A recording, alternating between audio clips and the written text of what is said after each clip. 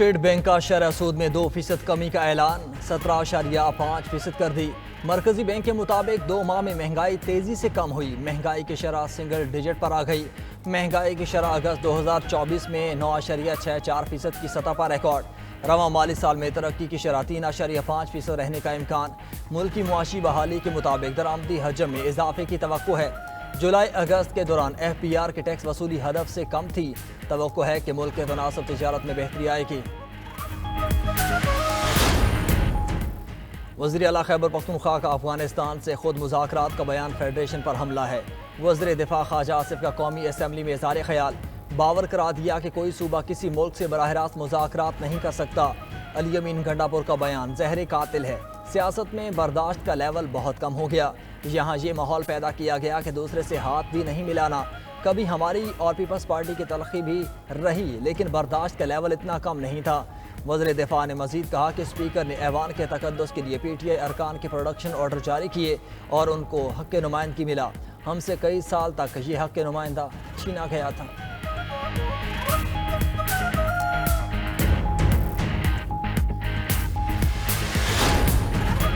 अली अमीन गंडापुर का अफगानिस्तान से खुद मुज़ाकरात का ऐलान। कहा, अपनी पॉलिसीज़ घर में रखो, मेरे सूबे में खून बह रहा है।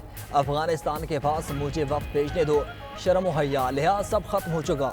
जो बात मेरे दिल में है वो ना बीवी बच्चों को बताई, ना बानी PTI को बताई। सुपरिटेंडेंट जेल को बता चुका हूँ कि अगर किसी गिरफ्तार शख्स किसी और के हवाले किया तो उन्हें जवाब देना पड़ेगा। अगर पुलिस वालों का सॉफ्टवेयर वहाँ से अपडेट हो सकता है तो उनका सॉफ्टवेयर यहाँ से भी अपडेट हो सकता है। मैं किसी का नौकर हूँ ना गुलाम। आपको मेरी बातों का जवाब देना पड़ेगा। आप जवाब नहीं देंगे तो मैं और ऊंची आवाज़ में बोलूँगा। चैलेंज करता हूँ कि आओ मुझे गिरफ्तार करो।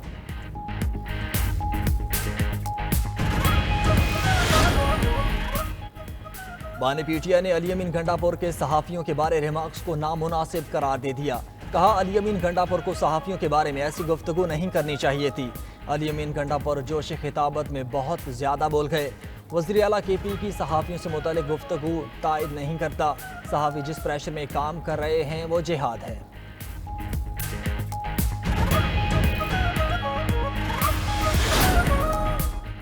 बानी PTI का मिलिट्री ट्रायल होगा या नहीं, इस्लामाबाद हाई कोर्ट ने वफाकी हुकूमत से वजाहत तलब कर ली।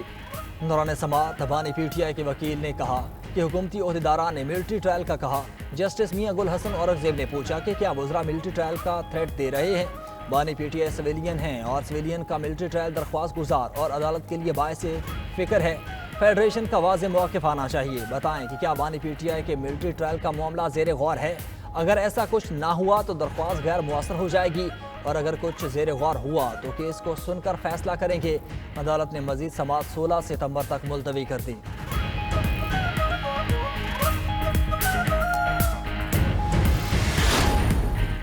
कौमी असम्बली का इजलास। PTI के गिरफ्तार अरकान असम्बली की भी शिरकत। स्पीकर अयाज सादिक ने 10 अरकान के प्रोडक्शन ऑर्डर्स जारी किए थे। शेर अफजल मरवत, आमिर डोगर, अहमद चट्टा, जैन कुरैशी, शेख वका, जुबैर खान, अवैस हैदर जक्खड़, नसीम शाह, अहद शाह, यूसुफ खान शामिल। उधर स्पीकर कौमी असम्बली से गिरफ्तार और दीगर PTI अरकान की मुलाकात। PTI ने शिकवा किया कि हमारे मेम्बरान को दहशत गर्दों की तरह घसीट कर ले जाया गया। पार्लिमानी तारीख में इस रात को स्याह रात के तौर पर याद रखा जाएगा।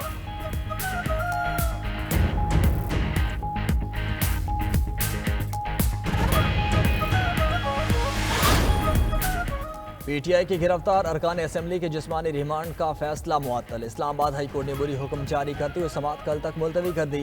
प्रोसिक्यूटर जनरल ने कहा कि जिस्मानी रिमांड का फैसला मुअत्तल करने से बुरा तासुर जाएगा। वकील दरख्वास्त गुजार ने कहा कि ट्रायल अदालत ने अपने ऑर्डर में रिमांड की कोई वजूहात नहीं लिखी। अदालत ने PTI जलसे में दर्ज मुकदमात में गिरफ्तार मुलजिमान की दरख्वास्तों पर एडवोकेट जनरल को नोटिस जारी कर दिया। कल दलाइल सुनकर हतमी फैसला किया जाएगा।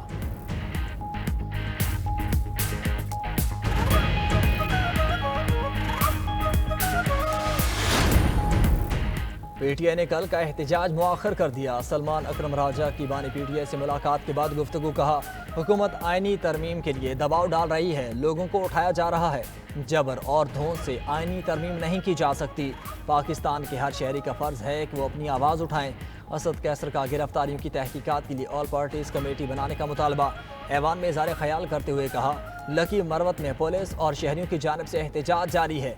कौमी इदारे आईनी हदूद में रहें वरना विफाक को खतरा हो सकता है। अपोजिशन लीडर उमर अयूब कहते हैं कि IG इस्लामाबाद ने कहा, पार्लियामेंट से गिरफ्तारियों का स्पीकर कौमी असम्बली को इल्म था, ये सब किसी और के कहने पर किया गया। चेयरमैन PTI बैरिस्टर गौहर बोले कि सियासत में कोई चीज़ आखिरी नहीं होती। हमारी कोशिश है कि तनाव और सख्तियाँ कम हों, हालात में बेहतरी आए। खैबर पख्तूनख्वा में गवर्नर राज का कोई इम्कान नहीं।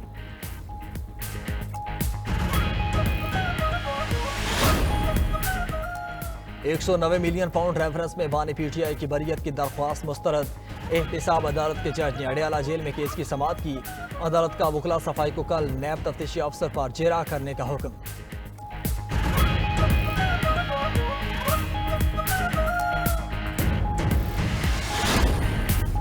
जो बच्चा वालिदैन को कमा कर देता है वो अपने मुस्तकबिल का नहीं सोच सकता। कामयाबी ये है कि नए स्कूल्स खोलने के बजाय पहले से मौजूद स्कूल्स में तालीम का हुसूल हो। वज़ीर आला बलोचिस्तान सरफराज बुख्ती का स्कूल दाखिला मुहिम की इफ्तिताई तकरीब से खिताब। कहा, हमें सोचना होगा कि तालीम की बेहतरी के लिए क्या इक़दाम करने चाहिए। सूबे से नकल का खात्मा करेंगे, बलोचिस्तान के स्कूल्स खुलेंगे और असातिज़ा को मेरिट पर भर्ती करेंगे। नए असातिज़ा की भर्ती सिर्फ कॉन्ट्रैक्ट पर की जाएगी।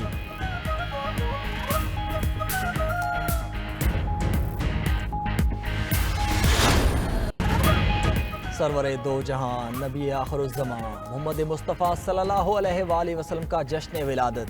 मुल्क भर में तैयारियां जोश और जज्बे से जारी। हर तरफ सब्ज़ परचमों की बहार। घरों मसाजिद को सजाने का सिलसिला जारी। गली महल्ले भी सज गए। इमारतों पर चरागां, बाजारों में सजावटी अशिया और बरकी कुमकुमों की खरीदारी अरूज पर। खाना काबा और मस्जिद नबी के मॉडल्स, LED लाइट्स तवज्जो का मरकज़।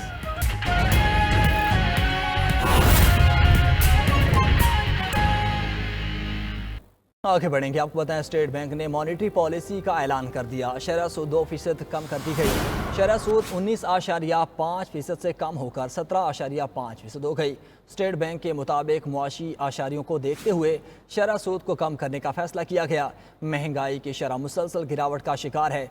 सितंबर में महंगाई टारगेट से कम रही है। आपको बताएं इस हवाले से स्टेट बैंक ने मॉनेटरी पॉलिसी का ऐलान कर दिया है। शरह सूद 2% कम कर दी गई। शरह सूद 19.5% से कम होकर 17.5% हो गई है। आपको बताएं स्टेट बैंक के मुताबिक मुआशी आशारियों को देखते हुए शरह सूद कम करने का फैसला किया गया है। ज़फ़र मोती माहिर मुआशियात हमारे साथ मौजूद हैं। ज़फ़र साहब, बहुत शुक्रिया आपके वक्त का। फरमाइएगा, शरह सूद में 2% की कमी की गई है, इसके आप मईशत पर क्या असरात देख रहे हैं? देखिए, मईशत पर असरात तो अभी काफ़ी देर बाद आएंगे, लेकिन ये है कि एक एलिमेंट शुरू हो जाएगा जिससे ये लगेगा इंडस्ट्री चलाने वालों को, जिन्होंने बहुत कर्जे लिए हुए हैं, कि अब उनके लिए भी कोई ब्रीदिंग स्पेस होगी। सुबह से हमारी कैपिटल मार्केट में 100 बेसिस पॉइंट से 150 बेसिस पॉइंट, फिर 200 बेसिस पॉइंट, यानी 2% का कमी की रूमर्स चल रही हैं, और ये चलती हैं जब भी मॉनेटरी पॉलिसी आ रही है। लेकिन गवर्नमेंट ने जो सरप्राइज बहुत अच्छा दिया है कि अपना 150 बेसिस पॉइंट की जगह 200 बेसिस पॉइंट यानी 2% कम करके 18 के फिगर को भी ब्रेक करके 17.5 पर ले आए हैं मॉनेटरी पॉलिसी को। तो ये शो कर रहा है कि अब बतदरीज हम उस एरा में आने साहब, आपका पॉइंट आ गया। हमारे मशीद खाकान नजीब से हमारे साथ मौजूद है। खाकान साहब, शुक्रिया आपके वक्त का। फरमाइएगा, ये जो शरह सूद में 2% कमी की गई है, आप क्या समझ रहे हैं कि आने वाले दिनों में इसके कितने मुस्बत असरात पड़ेंगे? आप देखिए ना, जब मॉनेटरी पॉलिसी नहीं आई थी तो 19.5% का पॉलिसी रेट था और 9.6% की इन्फ्लेशन थी। अगर आप इन दोनों का फर्क देखें तो वो तकरीबन 10% रियल रेट जो है वो पॉजिटिव रियल रेट हो गया था पाकिस्तान का। तो डायरेक्शनली बिल्कुल ठीक डिसीजन है। 2% भी मैं समझता हूँ कि एक प्रूडेंट कॉल है, कंसिडरिंग द फैक्ट कि हम एक IMF की इंगेजमेंट में हैं, कंसिडरिंग द फैक्ट कि अभी भी कुछ रिस्क जो हैं वो हो सकते हैं। पर ये भी याद रखिए कि आपने एक अपनी मुल्क की डिमांड को कंटेन कर लिया है, प्राइवेट सेक्टर क्रेडिट को कंटेन कर लिया है, आपने जो सप्लाईज हैं वो बेहतर हैं क्योंकि क्रॉप्स बेहतर आई हैं, फेवरेबल ग्लोबल कमोडिटी प्राइसेस हैं, फेवरेबल ऑयल प्राइसेस हैं, और जो एनर्जी प्राइस थ्रूज हैं वो मेरे ख्याल है कि मेजर हो चुके हैं। तो risk to inflation are on the downside, but जो रिस्क टू ग्रोथ हैं वो एलिवेटेड। इसलिए मॉनेटरी ईजिंग यानी कि आसान monetary policy in the sense के प्राइवेट सेक्टर क्रेडिट को बढ़ाना, कम शरह सूद पे कर्जे देना। पाकिस्तान याद रखिए इस वक्त 13% इन्वेस्टमेंट टू GDP पे है, ये 50 साल का लोएस्ट रेट है। अब हम चाहते हैं कि बजट जो कि आया, जब उसके बाद मैंने देखा कि एक फिजा ऑफ डिस्कम्फर्ट पैदा हुई है बिजनेस कम्युनिटी में, तो उसको रिवाइव करने के लिए, डोमेस्टिक इन्वेस्टमेंट को वापस लाने के लिए ये ज़रूरी था।